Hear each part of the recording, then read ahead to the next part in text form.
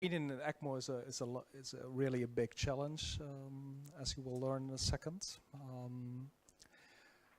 But I think it's very important to realize that successful weaning from VA ECMO starts with the optimal management from the very beginning when you initiate ECMO. And with that I mean that individualized tailoring of the support is very important, and that you have to think about why you give inotropes, vasopressors, and fluid loading in every situation that you do that. And I think also the ventilatory settings are not only important for VV and a matter of debate, but they're also very important for VA as well, as you can see in a minute. So the same patient as I showed you before, for the 60-year-old male with a complicated acute myocardial infarction, dissection of the left main, so really a large anterior myocardial infarction, balloon pump is inserted.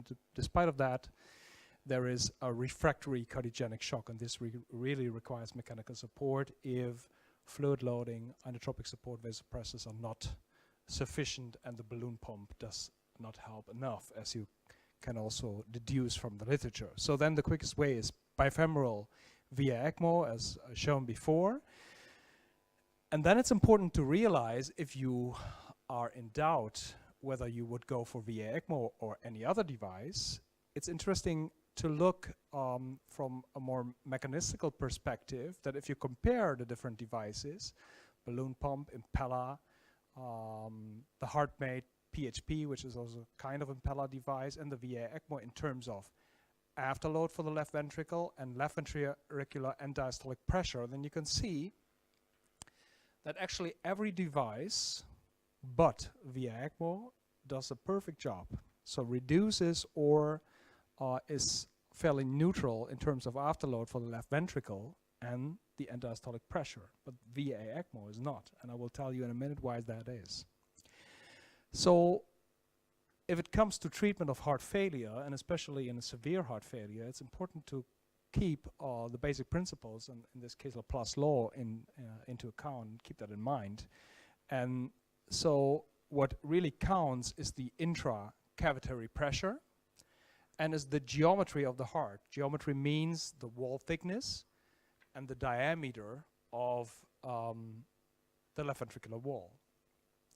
And this especially is important when it comes to heart failure morphology, which is most often a dilated left ventricle with relatively thin walls. So in order to understand the principles of left ventricular unloading and mechanical support and the role of VA ECMO in this regard, it's important to going back a little to basic physiology. So this is a pressure volume loop of the left ventricle, and this is something which we do not use in the clinics actually, although we actually have the data. So we have data on pressure in the ICU, and by performing echocardiography, for example, we also have data indirectly on left ventricular volume. So the data is actually available, but we should keep this in mind. So this is a loop that represents actually one heartbeat, so filling, and then it gets a little complicated. Then we get the isovolumetric contraction phase, which is somewhat hard to imagine what that really is, but so the volume doesn't change, but the ventricle already contracts, and then you have the ejection. The pressure rises above aortic pressure, so aortic valve opens, and then we have the isovolumetric relaxation phase. It's as complex as the other isovolumetric relaxation contraction phase. And then it's important to realize that the exact position of the loop within the diagram is also very important, and that is the boundaries of this loop are the end diastolic pressure volume relation and the end systolic pressure volume relation, and you will see why that is important. Well, this is important because the pressure volume loop area is a measure of oxygen consumption and of energy consumption. And it's not only the loop itself, which is representing the stroke work, but it's also the position of the loop within the diagram. And that is an area which is called the potential energy, and that is enclosed by the end systolic and diastolic and end systolic pressure volume relation of the pressure volume loop. So the size of the volume loop measures, the pressure volume loop matters, and the position of the pressure volume loop matters if you are considering the energy and oxygen consumption of the failing heart. So what you would like to achieve in mechanical support is unloading, and that means that you would like to shift your pressure volume loop to the left, make it smaller in terms of systolic pressure, make it smaller in terms of diastolic pressure, and shift it to the left side to smaller volumes. And actually, that is something which is not achieved in VA ECMO, which you will see in a minute, since if you compare the normal pressure volume loop in brown with acute heart failure in light blue, then you can see that if you use Impella, which is an axial pump which pumps blood out of the left ventricle into the aorta, that is pretty much the device that does what you would like to do, a mechanical support device for the left ventricle. So it unloads the left ventricle and it shifts the volume loop to the left side, whereas in peripheral VA ECMO, the left ventricle is fighting, in fact, against the retrograde flow. And I will illustrate that a little more. So this is this brings me to Michael Bromé. Michael Bromé is a cardio anesthesiologist from the well-renowned ECMO Center Karolinska in Stockholm, which is one of the most experienced ECMO centers in Europe. And Michael's project is a computer simulation, and we collaborate intensively on that. This computer simulation represents a closed-loop simulation which runs real-time on an ordinary computer of hemodynamics and oxygen transport in an individual organism. And you can scale it from neonate to adults. So, and it's a closed-loop system of a variety of elements which are all linked with each other, represent the heart with all ventricles and vessels, and then connects the arterial vessels to the venous side.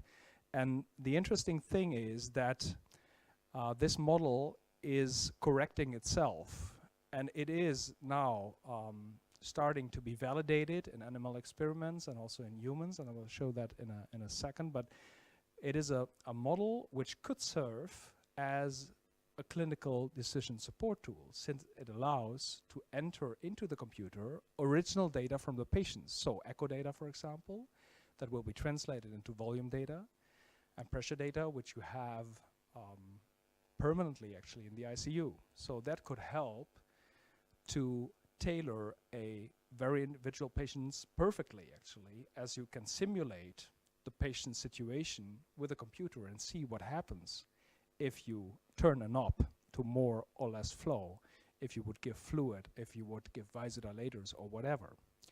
And I will show it to you in a minute. So this patient that I just showed you, who went into cardiac failure, so we took his echo data and we simulated left ventricular failure. So what you see here in red is the left ventricular pressure volume loop. This is the right ventricular pressure volume loop, and this is the right atrium and the left atrium. So you see here that the patient runs into a low systolic pressure, a high diastolic pressure on the left side, and it's really predominant left ventricular failure. What you also see is that the wedge pressure goes up, so left atrial pressure goes up, and the left atrium also dilates. And now I show you what happens with this very patient when you start, let's call it ordinary VA ECMO peripherally cannulated 4.5 liters flow. Look what happens to the left ventricle. And this is, I think, very much consistent with our clinical impression with what would happen to a left ventricle if we start high flow VA ECMO. You really get a more or less left ventricular standstill. So you dilate the left ventricle a little, since it's contraflow, directed against the native flow of the heart, and you deplete the left ventricle of preload, since you drain blood on the right side. So that dilates the ventricle and actually avoids, if you look carefully, it really avoids ejection, since the diastolic and the systolic volume is virtually the same. And if you remember, what you would like to have is you would like to shift the volume loop to the left side and not to the right side. So this is not what you would like to have. Something else which happens in VA ECMO high flow is that the left atrium dilates even more. That is, of course, the same basic mechanism. You have a flow which is directed against left ventricle, so the left ventricle cannot eject if the intrinsic contractile function is not sufficient. So you get an increase of your left atrial pressure and volume, which increases hydrostatic pressure in the lungs as well. And that leads, of course, to pulmonary edema. So therefore, I think it's important to consider a relatively high PEEP to avoid this edema, and also to be very, very restrictive with fluid. Since pulmonary edema is a well-known complication, it is due to increased afterload and insufficient unloading in peripheral VA. It is present in many patients, more than 30 is stated here, but probably even more, and it's a severe complication and a significant limitation of ECMO flow. But there's something else which you have to consider, and that is the dual circulation of the lungs. You remember from medical school that the lungs are supplied by the pulmonary artery, but also by the bronchial arteries. But it's important to realize that the bronchial arteries, the bronchial circulation, is actually only serving the bronchial walls, the vestibular pleural, and the large vessels. So the pulmonary artery is the predominant vessel, also in terms of blood supply for the organ itself. But what if you run high flow VA ECMO? Then you can accomplish theoretically a venous drainage of, let's say, 80% of cardiac output, since there will always be a residual pulmonary flow. And this pulmonary residual flow is probably just 20% of cardiac output. So that means that the higher you run your peripheral VA ECMO, the lower the pulmonary blood flow will be. So then you run into trouble, since you will get pulmonary ischemia. This has been shown in experimental settings, that if you reduce the pulmonary artery flow to less than 25% of systemic cardiac output, then you run into, potentially into, ischemia of the lungs. And then you get a very complex clinical scenario. Then you're facing not only simple edema due to cardiogenic shock, but also due to high flow VA ECMO and LV congestion. There's pulmonary ischemia in high degree central venous drainage, so high flow VA ECMO. If you reduce that, then you might face reperfusion edema as well. Then you get all facets of atelectasis. And then the question comes up, in this multi-mechanistic lung and heart failure, what is now the best way to tailor your ECMO, to tailor your mechanical ventilation, your fluid balance, and so on? So mechanical ventilation during ECMO is not only important for VV, it's also very important for VA ECMO. So you should consider a relatively high PEEP, and you might discuss on how large the volume should be, since it's not lung failure what you're dealing with, but you have the artificial lung just for because you create a right to left shunt, in fact. So it is important also to consider that this situation of lung failure in VA ECMO due to high flow VA and all the complex things that can happen is very important in the long run. So this is bridging ECMO patients to left ventricular assist devices after 360 days. This is survival, and you can see that the patients that are classified here as having no acute lung injury versus the acute lung injury patients do a lot worse. So if you let the patient run into pulmonary trouble, then later on you will end up with problems even in the fat, and that is because you create a higher pulmonary vascular resistance in the end, and you have probably a higher chance of right ventricular failure, which is an evident problem of LVAD implantation. So I think this is very important to remember. So VA ECMO means VA ECMO against the native heart. This is an ejection into the aortic root. You can here see beautifully how the competition is acting, and that can be, of course, very dynamic. So if the heart recovers, the dynamic zone of competition will shift to the right side and the other way around. But you can see that also, and this is a case that we simulated with the computer system and followed clinically, you can also see that if you run just 2.5 or 3 liters, the left ventricle will dilate anyway, just because you start VA ECMO. This is a very illustrative case. It's a young lady just after delivery, 29 years of age, who came in one of the Dutch cardiac centers, cardiac surgical centers, with an ARDS due to H1N1 influenza. And you remember probably when I first showed you the first slide on ECMO, respiratory case trauma, ARDS, was put on VA ECMO. So I don't know what the reason was that they put this lady on VA ECMO, but probably it was due to the reason that the cardiac surgeons that were running the center in terms of ECMO were not so familiar with VV ECMO. So they put this lady in an ARDS setting on VA ECMO. And she was transferred to our hospital, and you can see here, if you look to the echo carefully, you can see here that you get a little dilated left ventricle with a somewhat depressed function. And we actually didn't dare to put her on VV right away when she was transferred to us, since she went into Harlequin syndrome. So what we did was, and Fabio touched on that, we switched her from VA to VAV. So what we did, we split the arterial line into a femoral artery part and a jugular vein part. So that is a combination of VA,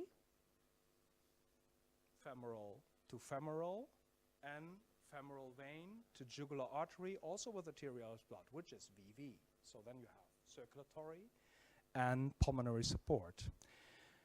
Therefore, you need sufficient drainage. Otherwise, you cannot divide the flows. If you run too little flow in one of the limbs, then of course you risk thrombosis. So therefore, you have to artificially increase the resistance in the venous part. So this is an old-fashioned Hoffman clamp. So we did. And what is interesting, and that's why I show this case, this is low flow VA ECMO. And look what happens to the heart immediately. The left ventricle gets smaller because the left ventricular overload is gone by reducing the flow from 4 liters to 2 liters. So you should think about the philosophy of why you give VA ECMO. Is that circulatory support? Is that cardiac support? So if you give it for cardiac support, then you do the opposite, but you give it for patients that will die otherwise. So you give it primarily in order to avoid that the patient will die. So it's circulatory support primarily. But if you have sufficient circulatory support, your lactate goes down, the patient has diuresis, then you should think about this phenomenon and reduce the flow as much as possible in order to save the heart. Alain Combe thought about the balloon pump in addition to VA ECMO. And what he shows is, in terms of afterload reduction, when you put the balloon pump on, off, and on again on VA ECMO, he can show that the wedge pressure changes a little. So balloon pump reduces afterload. So by combining these two devices, you might expect a little decrease in wedge pressure. But in large series, the combination of balloon pump and ECMO is not supported. There is a lack of survival benefit. On the other hand, Alain kept on going for this principle, and he showed that if you combine balloon pump and veno-arterial ECMO in quite some patients, as you see here, then, and you run the old-fashioned way VA ECMO, so relatively high flow, then he can show that the balloon pump protects against hydrostatic pulmonary edema during peripheral ECMO. So that means that the balloon pump reduces a little of afterload and might prevent a little of pulmonary edema. But I think the evidence is limited. So the question is, how do we unload and how do we get more evidence to unload the left ventricle, and what interventions do we need, and how do we approach a tailored individualized approach to every patient? Randomized controlled trials, I don't know. Probably computer modeling and decision support by computers. This is, for example, the Impella device in the same patients. Just for simulation reasons, we didn't do it. But you can see here that if you combine VA ECMO with Impella, then the Impella device does the perfect thing. So with the VA, you have perfect circulatory support, and the Impella device unloads your left ventricle. But it is, of course, very expensive to combine these two expensive devices. On the other hand, you see that you overload the right ventricle, so you create, in fact, kind of overloading of the right ventricle, which is, of course, unloaded by the insufficient left heart. But you can do other things. You can reduce, for example, afterload by controlling the mean arterial pressure. You can see here, you can reduce and optimize the left ventricular volume loop by just reducing pressure. Also by reducing volume and pressure. You might think about inotropic support. Inotropic support will mechanistically increase oxygen demand. On the other hand, the loop improves, since you will increase the intrinsic contractility of the left ventricle. And there are other things. You can think about Impella, you can think about LV venting in surgical ways. So many ways to, and I think that goes a little beyond the scope of this course, but there are many options to think about left ventricular unloading, and you should discuss this with the interventional cardiologists and the surgeons. Weaning rate is not improved by combining with the balloon pump. That is very similar in many studies. So what should we do then in this case? Well, this case was transferred to us to go for a left ventricular assist device. And what we do if we're not so sure if a patient qualifies for left ventricular assist device, we go for a temporary left ventricular assist device. So that was done. As one of us a surgeons see. We have in every room in the ICU we have whiteboards, and that is very nice that we can draw complex scenarios of mechanical support on the whiteboard so that every nurse and every doctor understands what has specifically been done. So LVAD was inserted on the OR, but the patient became blue immediately. So what is the reflex of the surgeon if the anesthesiologist says, well, I can manage this with ventilation, you just put it in an oxygenator. But you will see that this doesn't help, since he blew up the right ventricle. And that is the problem, because this patient had been for a week in a peripheral center on high flow VA ECMO with enormous pulmonary edema. So he had high pulmonary vascular resistance. So what was left is to put in a venous cannula. And if you look very carefully what is created now, this is actually VA ECMO in a peripheral central way cannulated, but there's one difference, that is that you have a left ventricular venting cannula, and that was intended to be the left ventricular assist device cannula, but it's now serving as a venting cannula. So the pump is draining now from the venous side, but also from the left ventricle. So it forecomes actually that the left ventricle dilates enormously. So that is the ideal version of veno-arterial ECMO with sufficient dilation, with sufficient venting, so to avoid dilation. So this is not new. We call this the 1.5 FAT configuration, since it's in fact a left ventricular assist device with a half an ECMO. But it is important to realize that if you would like to recover patients from VA ECMO to LVAD, to use adequate PEEP and to use a negative fluid balance and to pay attention to pulmonary recovery and not only to cardiac recovery. So Fabio touched on this. This is a comparison of fluid balance over time in ECMO patients, VA ECMO and VV.